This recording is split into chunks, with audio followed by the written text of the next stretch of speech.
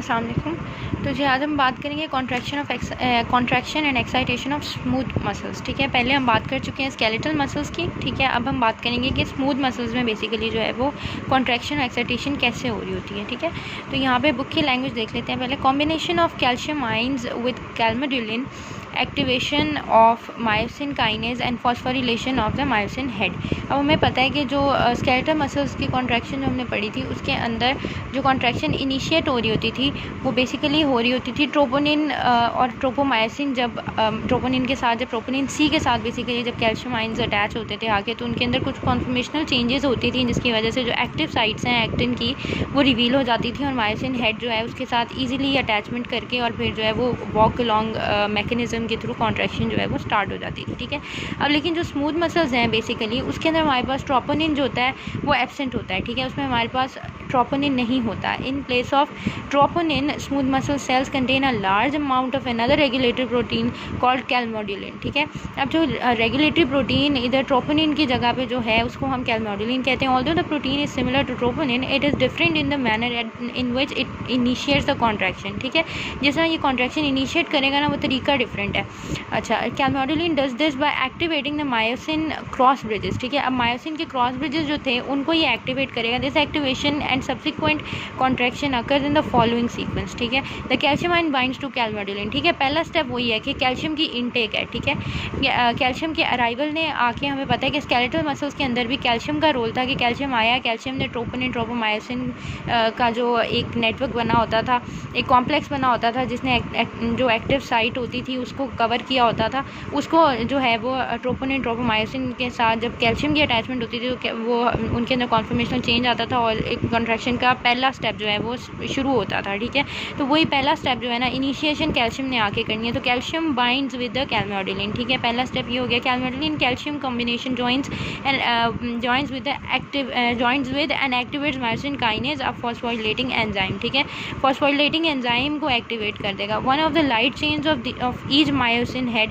Called the regulatory chain becomes phosphorylated in response to this myosin kinase. ठीक है, तो एक चेन जो है, एक रेगुलेटरी चेन जो है वो क्या हो जाएगी, फॉस्फोरिलेट हो जाएगी।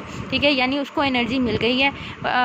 When this chain is not phosphorylated attachment detachment cycling of the myosin head with the actin filament does not occur. ठीक है, ऑब्वियस सी बात है कि जब तक वो फॉस्फोरिलेटेड नहीं थी, एनर्जी नहीं थी, तो तब तक जो है एक्टिन और मायोसिन के बीच में कोई अटैचमेंट नहीं हुई।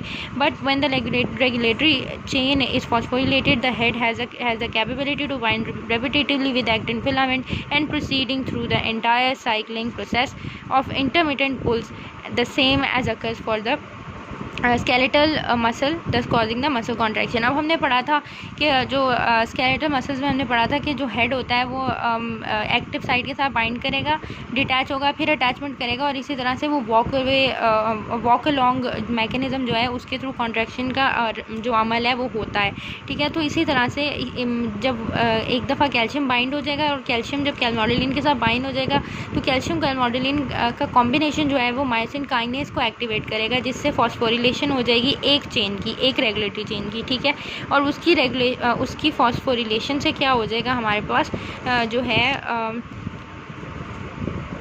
एक्टिन और मायोसिन की आपस में बाइंडिंग हो जाएगी और कॉन्ट्रैक्शन जो है वो स्टार्ट हो जाएगी।